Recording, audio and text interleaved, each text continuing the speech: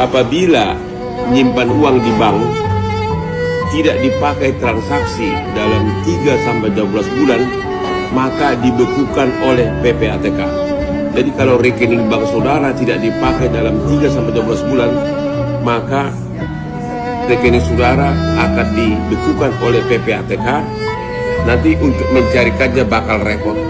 Baru-baru ini Presiden kita mendukung pemblokiran uang rekening yang ada di bank jika dalam jangka 3-12 bulan uang tersebut tidak dioperasikan atau tidak diinvestasikan.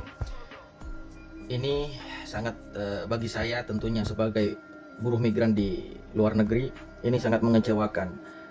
Karena maaf ini untuk Bapak Presiden kita, Bapak Prabowo yang saya hormati ya. Begini Pak, kami lelah gitu.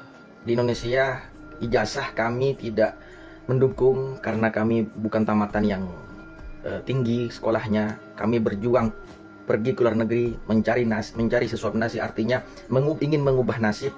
Lalu kami setiap bulan mengirim uang untuk keluarga, untuk menopang keluarga.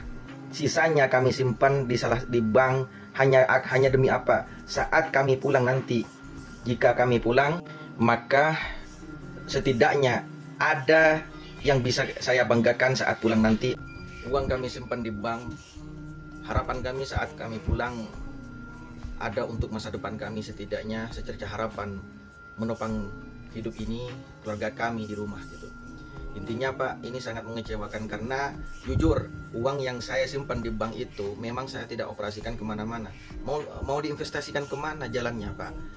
Itu hanya kiriman bagi keluarga, lalu sisanya kami simpan untuk pulang nanti, saat pulang nanti gitu. Kami kalau mau menginvestasikan hal itu pun, saya pribadi pengennya saat pulang ke Indonesia itu baru saya akan investasikan. Tapi caranya investasi itu nggak segampang langsung saya beli sesuatu lalu udah. Kami harus tahu jelas apa yang saya investasikan itu jelas terstruktur gitu.